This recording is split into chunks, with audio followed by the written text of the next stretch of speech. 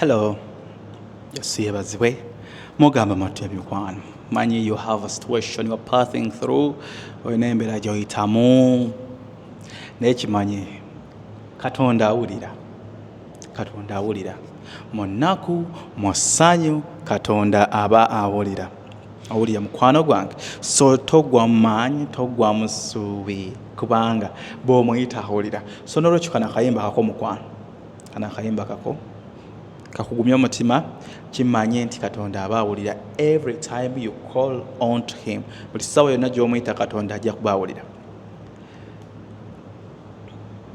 Eno ensi wadde tugirimu bulungi tugyagala kubanga nnungi, naye bitunyiga emitima bingi ebireeta ebiwundu ku mitima bingi.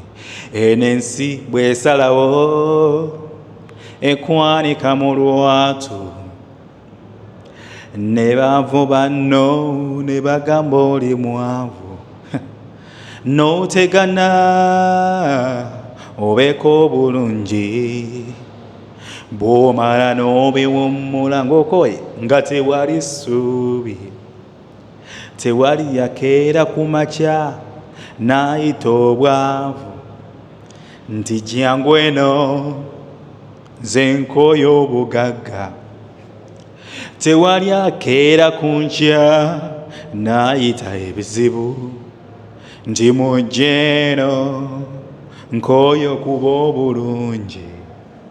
Olabira ku makya ng'ensi gy'olimu ya bizibu, kati mu biro ebyo ddiya wange koowoola Yesu.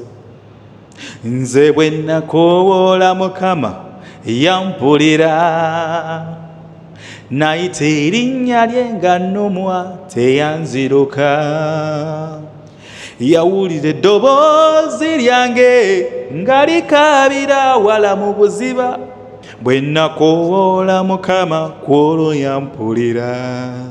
Once again, nze bwe nakoowoola Mukama yampulira,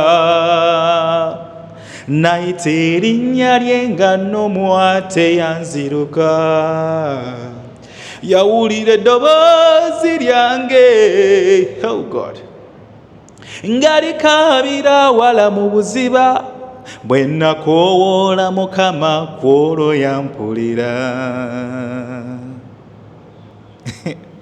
Ajja kuwulira, ajja kukuwulira mu maziga g'okaaba nga bakubbye, ng'owulira bakuzinzeeko ekikomera.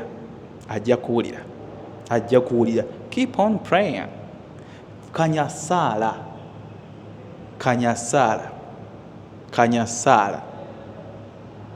Ng'omuyimbi omu yagamba kanyampisa osobola okukuuma obufumbo gwe, kanyasaala osobola okukuuma omukisa gwo wakati wo ne Mukama, osobola okukuuma connection wakati gwo ne Mukama Katonda. Kanyasaala kubanga awulira.